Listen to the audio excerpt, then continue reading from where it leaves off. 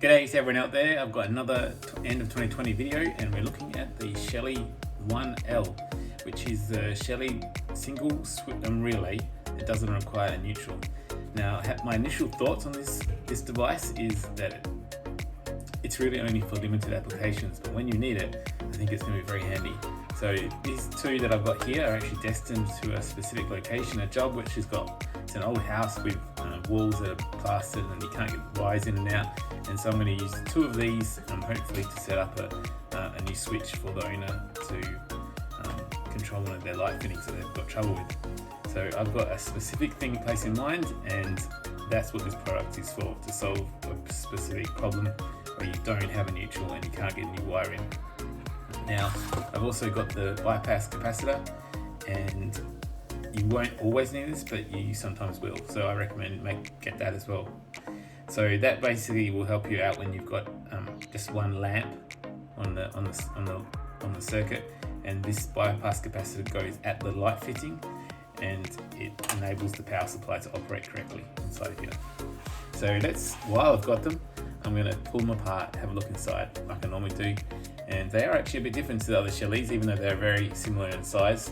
And I'm going to pop it in one of my switches upstairs just to try it out. But I'm not going to keep it in my house because I have neutrals at all my switches, so I don't really need it. Let's check it out. Okay, so I've got my Shelly twin pack here, Shelly 1L, and I'll just open it up, and it's much like all the other Shellys, the way it's packaged. The instructions just in there.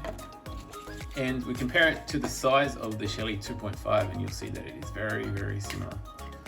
Very, very similar in size. That's a 2 relay 2 switch input, and it's got energy monitoring. This has just got the one relay, but it does have 2 switches.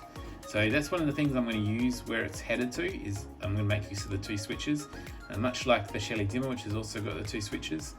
Although the firmware is more that those 2 switches are more designed for if you've got 2 buttons on the same location. One is for on and one's for off.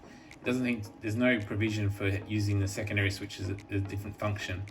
Now, I think it would be pretty cool if it was included in the firmware, like if you could use the second one as some sort of an input from a sensor, and that could be the regular switch, that could be a sensor.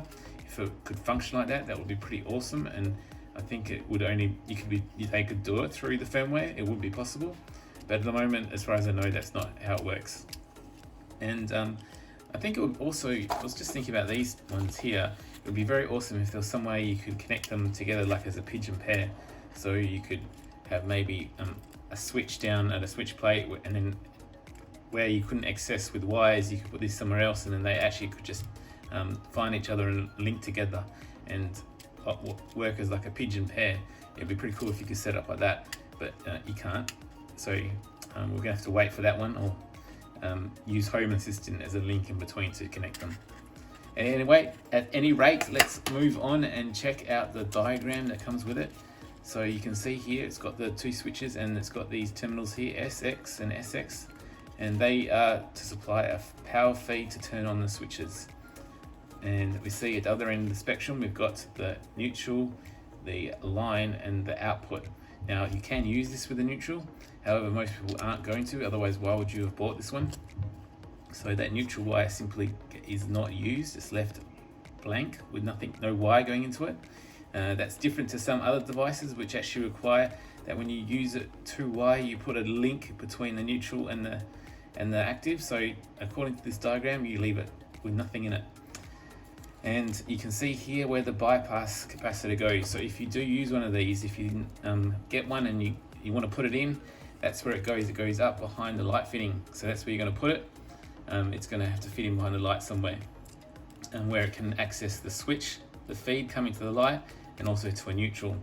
And that will help you out. It will stop flickering. If sometimes you get weird things happening with the light fitting, like flickering, and it randomly turns on sometimes. So that will stop that, and make sure that this gets a good power supply and operates correctly. So that's the outside of it. Let's have a look at the inside.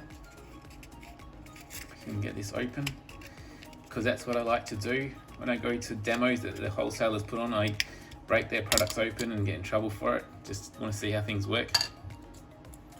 So we have one relay here, and it's very small. As you can see, it's tiny, so it's not designed for very much load at all.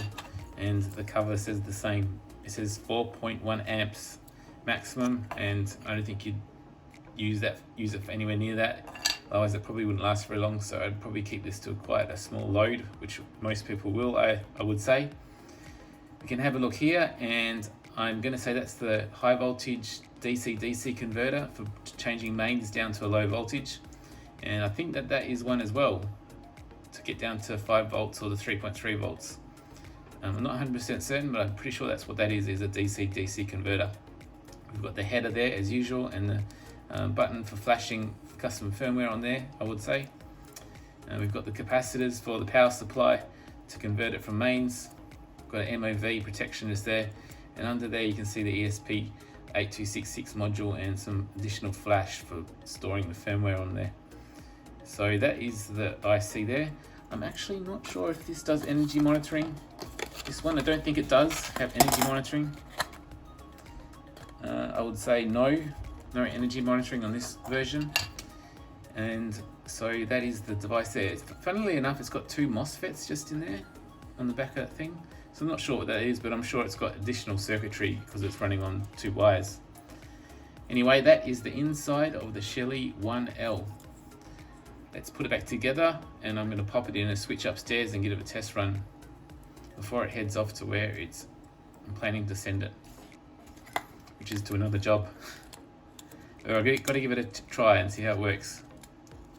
Let's do that now.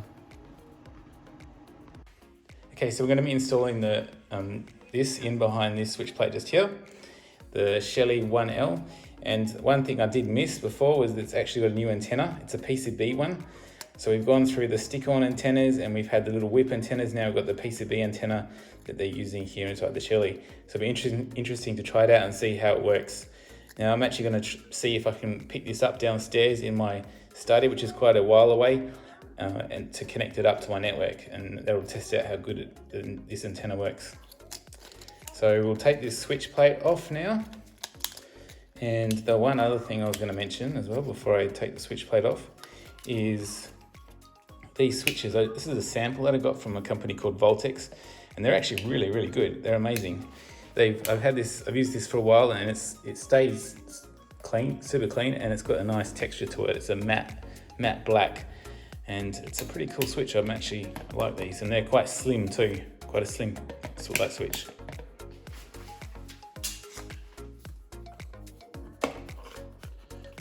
And these come in power points as well, so you can get the matte black power points too.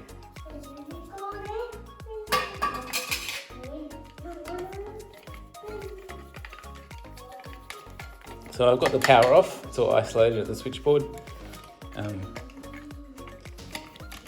So I'm definitely not going to get any zaps here.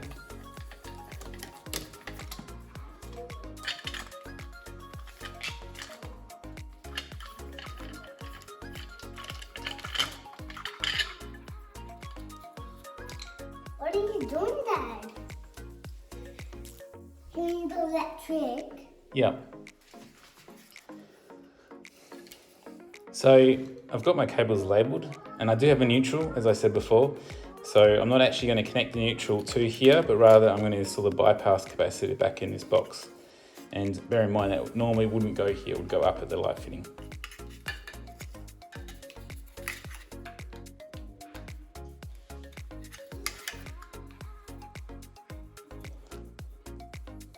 So we're going to grab the wire that goes to the light fitting. That's that one there. My son, he wanted to know what I was just doing just then. We took him fishing for the first time while we were camping down south, down at Eagle Bay, and we just went across the road from the caravan park and basically went straight across the beach, and it was about 4 o'clock in the afternoon, and I didn't think we'd catch anything, but we had these little cheap rods we got for $10 each from Kmart, and I set them up with some hooks on it and some bait, and I chucked in my son's rod and passed it to him, and then almost immediately he caught a fish. It was like a pretty decent sized sand whiting, and he was pretty happy about that, and he pulled it in and was walking around going, "Look at my fish, I've caught a fish." And then like 5 seconds later, my daughter, I'd put 2 hooks on her line, and she pulled in 2 to sand whiting. So both my kids are pretty happy about that, and I was actually pretty surprised because I was not expecting to catch anything. So that was a pretty cool little thing that happened on the holidays. Now we'll just get back to what we're doing here.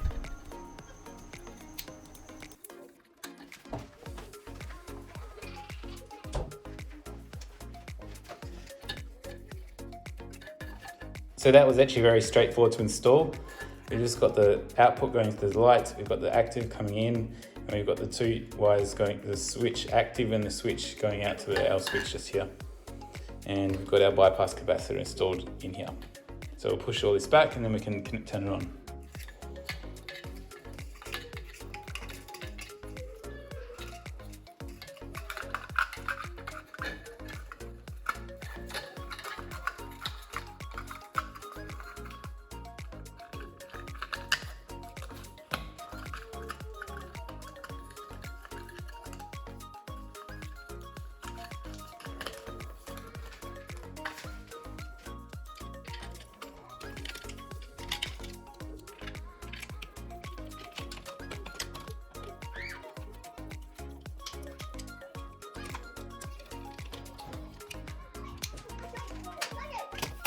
Okay, so the power's on, we can try this out, and we've got light, so that's working. Just gotta go hit the computer now and connect it to the network. Okay, so I'm back at my computer and I am actually located quite away from the device that I just installed, the Shelly 1L, and I'm downstairs through a concrete slab and through a brick wall, and I'm actually getting quite good signal just here. So that's the device here, the Shelly, the access point that it's creating, so I'm going to connect to that. And this is the way I prefer to do it rather than using an app. I think this is a bit quicker. And then just use the browser to browse to the IP address of the Shelly. Like so. So that's not working too great. I might have to get my laptop and move closer or use my iPhone. Okay, so it did take a little while and the signal was a bit weak, but it did eventually connect to the access point that Shelly made. So it's not too bad considering how far I had to go. But it took too long, so I went upstairs with my iPhone and connected it to my Wi-Fi network. So I'm just going to browse to where it is on my Wi-Fi network now. And we can continue to check it out. So we've got a choice of beta versions of the firmware. That's interesting. We'll try the beta. Okay, so the firmware update is finished. It's interesting to note too that these Shelly devices are based on Mongoose OS. So when it comes to updating the firmware, putting a firmware on there that's a beta firmware is not that big a deal because the Mongoose will actually reboot to old firmware if anything doesn't work or if you do a factory reset. So Mongoose is actually sitting in the background, and so it's alright to try beta if you feel like it. Although you might have a bit of hassle sorting it out. Anyway, we tried beta and I've had a poke around to see if it's much difference, and I found this here. I'm not sure if it's new or not, and I got a little bit excited. It was an activation switch for button 2, and it says you can use it for a motion sensor and any input on, and then the timer turns it off. And that would be awesome for a motion sensor for the second switch. The only thing is I tried it out and it doesn't really work, because if you activate the timer, then the timer works on the switch. It works on, if you press that button, it'll just time out. So it doesn't really work exactly right. What would be awesome is if you could, on the second button, have an activation switch for a motion sensor that had its own timer that was separate to the button number 1. So that would be ideal. Then that would be very useful, and it'd be useful if you had it on the other Shellys as well, or especially on the dimmer, the Shelly dimmer. Anyway, it's not there yet. I have to wait for that till later. So this is all set up now. It's turned the lights on and off, doing everything it's supposed to do. And I went across into Home Assistant and it found it in my in Shelly for Hass. But the only problem is it only came up with the temperature. For some reason, Shelly for Hass can't find the other entities in there.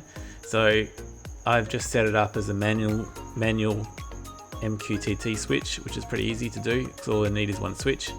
and I've just come into here and got enabled MQTT, and then come into Home Assistant and set it up as a switch just manually. So I've done that. This is just this one here. So that means it's in Home Assistant too, but I had to do it manually. I might try and figure out what's up with Shelly Fast later. Anyway, that is the Shelly 1L. Just I'm sure it'll be handy in situations in the future, but probably not something you can use all the time. Anyway, thanks for watching the video. I'd like to thank you for that. If you enjoyed it, please give us a thumbs up. And if you want to see more videos like this, please subscribe. I'll catch you next time. Bye.